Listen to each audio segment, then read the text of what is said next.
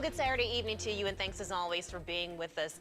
Brazil Ward, that little girl hit by a car on Halloween night, is celebrating her 7th birthday. For months, Brazil spent time at a rehab center recovering, and today she is smiling with joy. Our Antonio Castellan joins us live from the Silverton Casino with the story. Antonio, a lot to celebrate tonight. Antonio, I was saying in the last newscast, we're always so glad to bring positive stories like this to our viewers. A great way to start the newscast. A lot of people in the community have been rooting for that little girl, so thank you so much for that follow-up.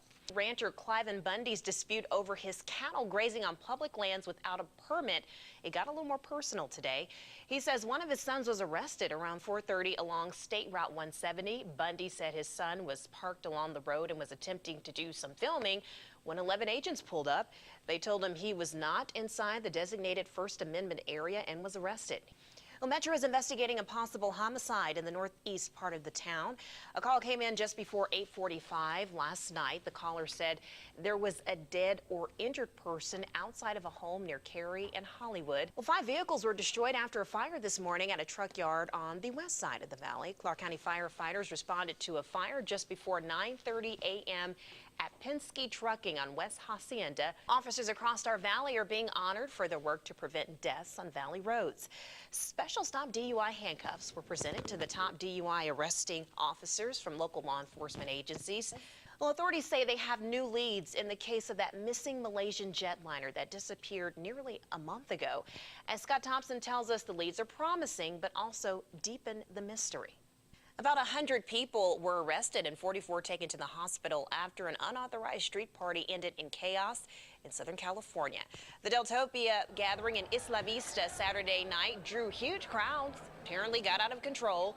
Hundreds of police officers are brought in to contain the violence. President Obama will attend a remembrance service on Wednesday for victims of the Fort Hood shootings. It's all part of the president's 2-day Texas trip.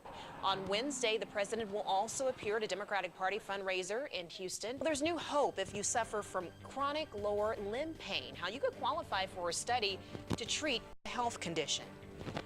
Plus, it could be a hot summer ahead of us. We'll give you tips on how to prepare your home for the heat. Speaking of being outside. Yeah, we've got some heat coming up here in April. Thanks for staying with us. If you suffer from chronic lower limb pain, you might qualify for a study to treat this health condition. A device that has been approved for use in Europe and Australia is being tested here for possible FDA approval. The device is a permanent implant that stimulates an area of the spinal cord. Well, it's already going to be in the 90s this week. Could we be in for a hot summer? When we come back, we'll tell you what you need to do to keep your air conditioning running smoothly. Well, we expect it to hit 90 already this week, and it could be a hot summer ahead of us. That means your air conditioner will be getting a lot of use. As News 3's Amber Dixon tells us, now's the time to get it tuned up. Speaking of the heat, it is coming this week, Jerry Brown. You know, you might be able to give your air conditioner a trial run by the middle of the week. That's right. We're hitting the 90s. Yeah, well, like I said, we're dipping our toe in it. It's 90, it's still 91. warming up a little bit, Still, though, that's noticeable, especially when you're in the sun on blacktop. It's pretty hot out there, let me tell you. We'll look forward to it. Thank you, Jerry, for that. Southern Nevada is about to get a first-of-its-kind freeway interchange. Tom Holly has that and more in your traffic week ahead. Let's talk sports, shall we? The 51s back on the field at Cashman for their first matinee game of the season. Sports is coming up next. 2 home games, same drill. They'll play 4 total and try to make the playoffs. A couple years ago, they almost made it to the championship. Yeah, those girls mean business. Yeah. Tough girls. All right, thank you. Ready for that. We'll be back on the other side of the break. Finally tonight, a parachute jumper breaks the world record after landing the world's smallest parachute jump.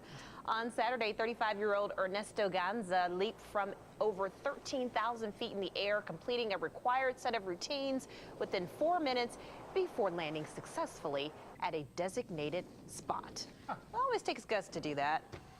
Definitely have some adventurous people out there, to say the least. Still not like the guy that jumped from space. Oh, yeah, that was cool. They'll never top that. That was pretty cool to watch. You're right, Randy.